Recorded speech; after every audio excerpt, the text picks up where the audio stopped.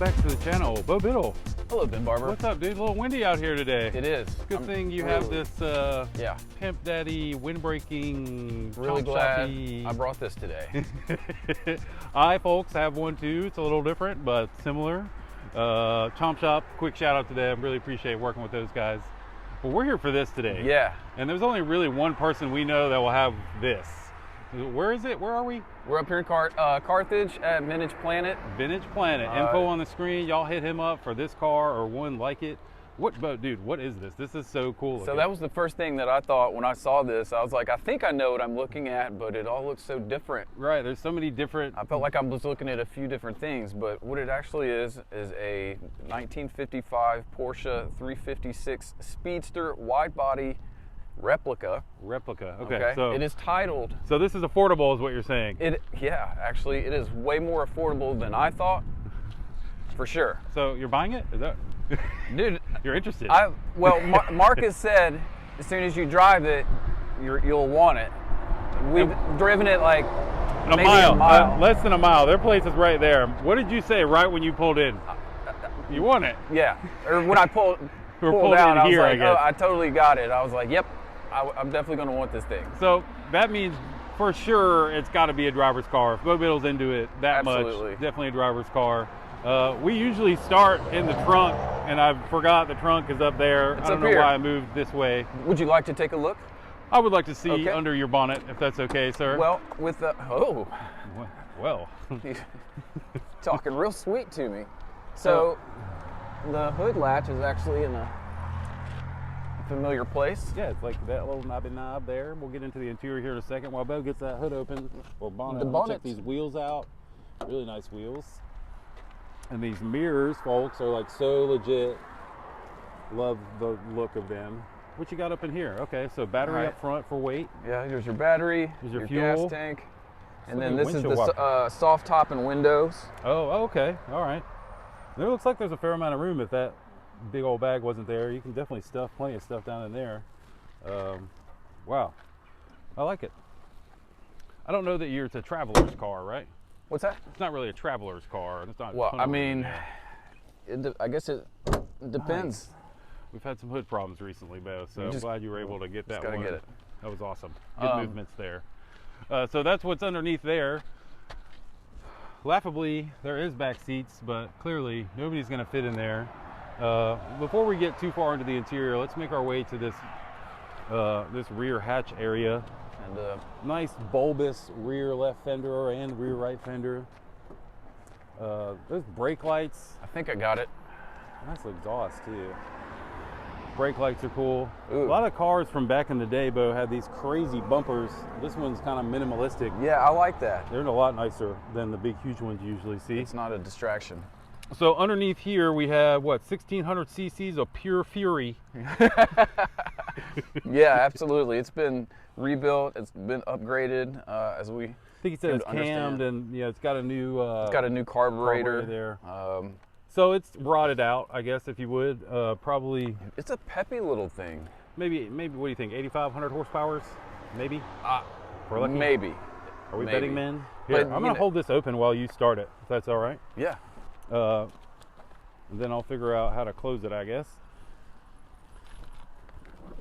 Really like super visual functionality on this thing. I love the exhaust, the headers they put on this thing, and it rolls all the way down to these guys here.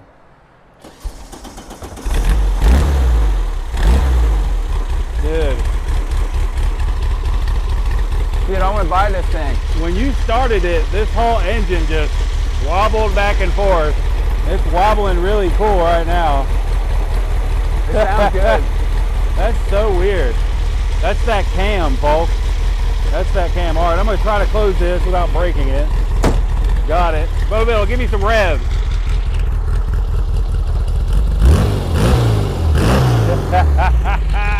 Man, this is awesome. That thing sounds amazing. You know, it's all right there too. It's so crazy, the visual you get. I've got to show you how it revs. It's crazy. The whole engine's moving back and forth. All right, we're making our way into the interior. Bo is a normal-sized human being. You look like you fit quite well in I there. do. Your head is underneath the windshield. Close. Clearly it's a convertible, so you're going to have some winding issues. But let's talk about it. Talk about these buckets, Bo. You sat in there. The first thing you said was what? I think I might have said a curse word. Because it was like, oh, those are firm. Well, yeah. They it look looks like heavily padded, but they're pretty firm. Yeah, it's almost like the old school equivalent of just like the racing bucket. I was just about to say, this is like a racing seat. Yeah. So yeah, I was expecting a little bit more padding, and it was a little bit. It was a little harsh. Harder, as you can hear, but the seats are, I mean, comfortable once you get in it. I mean, it's an old Roadster, so I mean, let's talk about our expectations. Well, and if you're talking about room for stuff, definitely not room for a golf bag back here, but there's plenty of. You can get an overnight bag or something. And this will Dude, I fold would back road over. trip in this. I think it'd be fun. I mean, as long as you're not on the highway with big rigs blowing dirt, dust, and everything else in your face, you should be all right. So let's talk about the dash. Very kind of simple.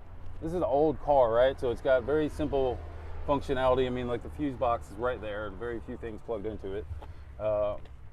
We did notice every single one of the gauges was working, which is a good thing.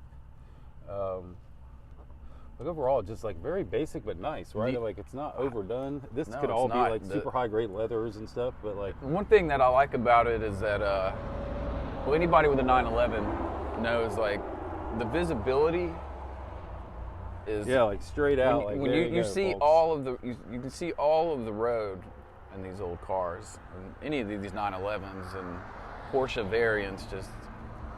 This is a really good look right here. I mean, this would be a good spot to just strap a camera up and just roll, man. Time lapse. Yeah, crazy. I would do it. I would do it in this car. So one of the things you were talking about these older Porsches and/or Volkswagens. They have the floor hinged instead of the top hinged pedals, so the clutch feels a lot different, right? A little bit different than your normal clutch. Yeah, just that initial press, and you have to be reminded, oh, this is old school. It's like a different action, right? Like as far as like your actual leg movement. And anybody familiar with the old Volkswagen Beetles would probably be familiar with this car. I mean, it's a replica. It's based on a Beetle platform. Yeah. But man, it looks like an amazing Porsche car, even though it's very much Beetle based. Well, what a great car, man. Y'all don't get to see stuff like this. We don't get to see stuff like this. It's amazing, really amazing ride. Well, give us a little brass tacks. Let's get to the numbers here. This is from our friends at Vintage Planet. I'm just gonna talk about this view right here. That just, you're looking down on it from right here. It's amazing. This is a car, as we'll keep making our way around. This is the car that doesn't really have a bad angle, right, Bo? No, there's not a bad angle on this thing. Pretty awesome. But you're asking about brass tacks. Brass tacks, yeah. So I bet you think this car would be like really expensive. In my mind, when I first saw it, the paint and everything, it looks pretty well put together. I was going to say 45, 50 grand. That's 45, 50 grand? Guess. That was where I was at. Especially since the motor's rebuilt and ready to go. That's kind of where I was thinking, but no. Well, what is it? Ben Barber, this car can be yours for under $30,000. Under 30. $28,900. Dude, that's legit. That's a good price, man. And I don't know much about these cars, but again, my initial thought of like value, this car was worth more. So to me, when you tell me this car is $29,000, basically, I'm like, yes. That's awesome. Well, that's it. That's it. We got it, folks. You need to hit this man up if you want this car. Every angle, as I was saying, every angle is great. You can kind of see undercarriage. Everything on this thing is minty. So if Bo Biddle's popping off and is interested in something so quickly upon driving it, that's one of those signs of, again, a good driver's car. It's something that if you're into this kind of thing, maybe you should consider. So hit Vintage Planet up. Their info's on the screen. For my man Bo Biddle, I am Ben Barber. We will see you guys in the next video.